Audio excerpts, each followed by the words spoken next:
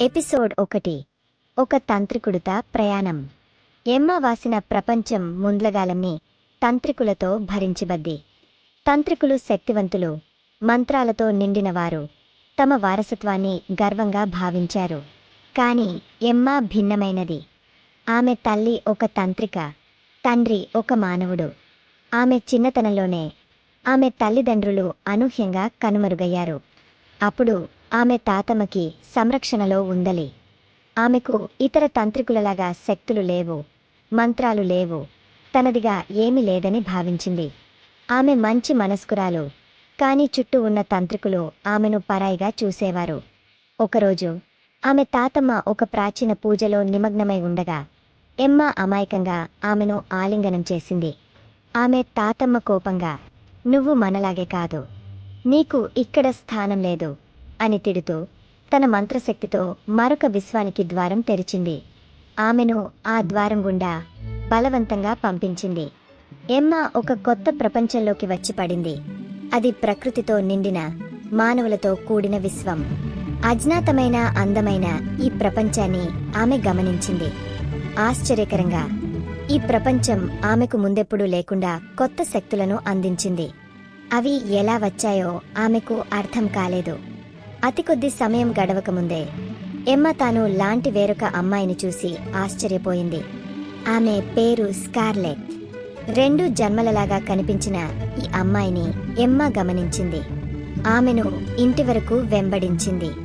అక్కడ చేరుకున్నప్పుడు స్కార్లెట్ తల్లిదండ్రులు తమ కూతురు స్కార్లెట్గానే భావించి ఎమ్మను సాదరంగా ఆహ్వానించారు.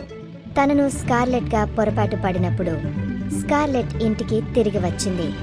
స్కార్లెట్ తల్లిదండ్రులు ఇద్దరిని చూసి ఆశ్చర్యంతో, భయంతో ఉండిపోయారు. ఎమ్మ తన కథ చెప్పే ప్రయత్నం చేసింది, కాని వారు ఆమెను నమ్మలేదు. మనోవేదనతో ఆమె తన కొత్త శక్తులను అజాగ్రత్తగా ఉపయోగించి కనిపించకుండా పోయింది. ఆ రాత్రి ఎక్కడికి వెళ్లాలో తెలియక ఎమ్మ స్కార్లెట్ ఇంట్లోకి మళ్లీ జారుకుని ఒక మూలగా నిద్రించింది. మరుసటి ఉదయం స్కార్లెట్ తల్లి ఆమెను చూసి పెద్దగా అరిచి, "ఇక్కడ ఎందుకు ఉన్నావు?" అని అడిగింది. ఎమ్మ వెనుదిరిగా పారిపోయింది, మరింత ఒంటరిగా అనిపిస్తూ. ఆ తరువాత స్కార్లెట్ పాకశాలకు వెళ్తూ ఎమ్మను మళ్లీ చూసింది. మొదట స్కార్లెట్ ఆగ్రహం వ్యక్తం చేసింది, కాని ఎమ్మ సహాయం చేస్తానని ఆఫర్ చేసింది. "నీకు బోర్గా ఉంటే నీకోసం స్కూల్కి నేను వెళతాను" అన్నది. స్కార్లెట్ మొదట తిరస్కరించింది, కాని చివరకు తన స్కూల్కి ఆలస్యమైంది. "నీ వల్ల నేను ఆలస్యమయ్యాను" అంటూ స్కార్లెట్ ఎమ్మ మీద కోపంగా అరిచింది. ఎమ్మ నవ్వుతూ, "నా చేతిని పట్టుకో" అనింది. "ఎందుకు?" స్కార్లెట్ అనుమానంతో అడిగింది. "నమ్ము" అన్నది ఎమ్మ. స్కార్లెట్ తటపటాయిస్తూ ఎమ్మ చేతిని పట్టుకుంది. ఆ వెంటనే వారు పాకశాల ముందే ప్రత్యక్షమయ్యారు. స్కార్లెట్ ఆశ్చర్యపోయి, "నువ్వు ఎవరు?" అని అడిగింది.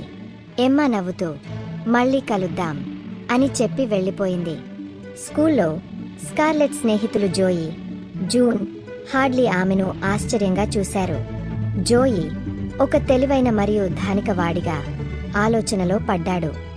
జూన్ మధ్యతరగతి జీవితాన్ని గడిపే సరదాగా తీసుకున్నాడు.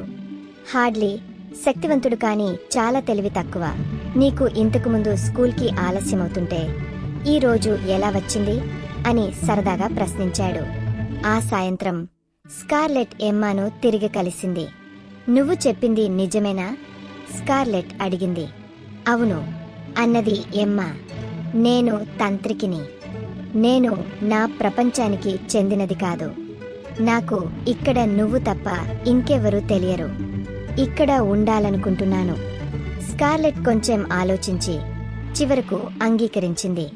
ఆమె తల్లిదండ్రులను దంపతిని నచ్చజెప్పే ప్రయత్నం చేసింది, కాని వారు మొదట నమ్మలేదు. "సిద్ధం చేసి చూపు" స్కార్లెట్ తండ్రి అన్నాడు. ఎమ్మ చిన్న కాని అద్భుతమైన మంత్రం చేసింది. వారికి ఆశ్చర్యం కలిగింది. అనేక సందేహాలతో వారు అంగీకరించారు. ఎమ్మ కన్నీళ్లతో హృదయపూర్వకంగా ఒక అభ్యర్థన చేసింది. "నేను మీను అమ్మా, నాన్న అని పిలవవచ్చా? నాకు ఇంతవరకు ఎవ్వరూ లేరు ఇలా పిలవడానికి." స్కార్లెట్ తల్లిదండ్రులు కదిలిపోయారు. స్కార్లెట్ నవ్వుతూ, మా కుటుంబంలోకి స్వాగతం, ఎమ్మా అనింది. ఇలా ఎమ్మా మానవుల ప్రపంచంలో తన ప్రయాణాన్ని ప్రారంభించింది. తన శక్తులను మాత్రమే కాదు, కుటుంబం మరియు చందు భావాన్ని కూడా తెలుసుకుంటూ తన జీవితాన్ని కొత్తగా ఆరంభించింది.